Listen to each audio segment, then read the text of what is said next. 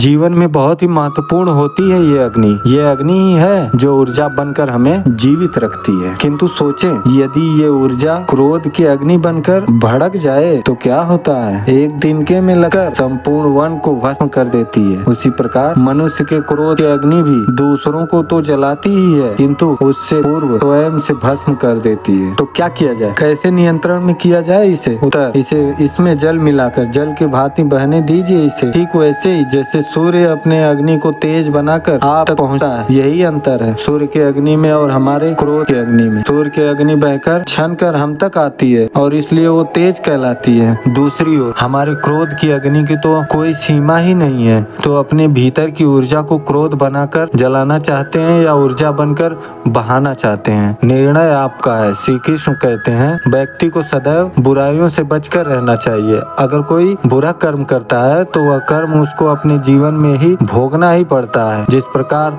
बछिया झुंड में भी अपनी माँ को ढूंढ ही लेती है, वैसे ही कर्म का फल आपको हजारों भीड़ में भी ढूंढ लेगा। श्री कृष्ण जगत के स्वामी हैं। वह कल कण में निवास करते हैं। छोटे से छोटे जीव के हृदय में ईश्वर का वास होता है। उसमें कष्ट का होना अनुभव किसी जीव को कष्ट देकर अपने ईश्वर को खुश कैसे देख सकते हैं? जीवन में आगे बढ़ने के लिए अपनी अलग पहचान बनानी पड़ती है। यदि आपको क्रांतिकारी बनना पड़े तो इससे पीछे न हटें। कहने का सीधा सा मतलब है, जो जरूरत के हिसाब से खुद में बदलाव करें और समाज के बारे में न सोचते हुए भी अपने काम पूरा करें। जीवन में दोस्तों की भूमिका बहुत अहम होती है। हम हमेशा यही सुनते हैं कि दोस्तों की पहचान हमेशा मुश्किल वक्त में ही होती है। जिस तरह भगवान कृष्ण ने पांडवों की मुश्किल वक्त में भी उनका साथ दिया था, वैसे ही आंखों में अपने दोस्तों का साथ देना चाहिए। इसके साथ आपको ऐसे ही दोस्त बनाने चाहिए जो आपके मुश्किल वक्त में आपके साथ खड़े रहें। जीवन में हार जीत लगी रहती है, लेकिन सफलता सिर्फ उसी व्यक्ति को मिलती है जो अपनी गलतियों और हार से सीख लेकर आगे बढ़ती है। हार कर निराश होना किसी भी समस्या का हल नहीं है। किसी भी परिस्थितियों से लड़ने की उससे बेहतर रणनीति बनाना बहुत जरूरी है। बिना रणनीति के आप हर मोर्चे पर कामयाब नहीं हो पाएंगे। यदि पांडव भी श्री कृष्ण द्वारा बनाई गई रणनीति का पालन नहीं करते तो शायद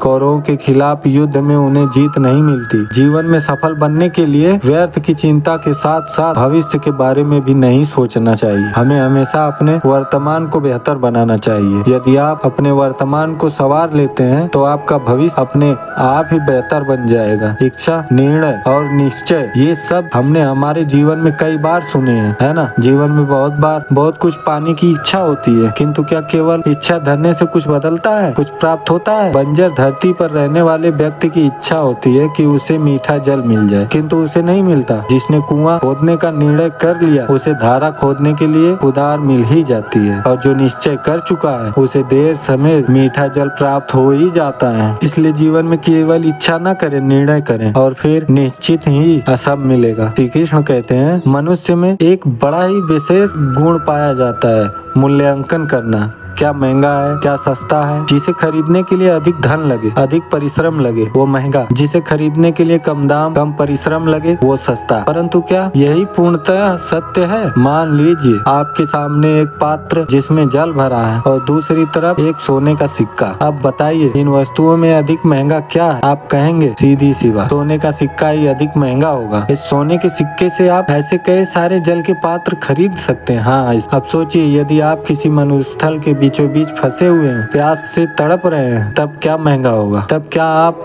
इसे एक घूंट जल के लिए अपने जीवन भर की कमाई गंवाने के लिए तैयार हो जाएंगे?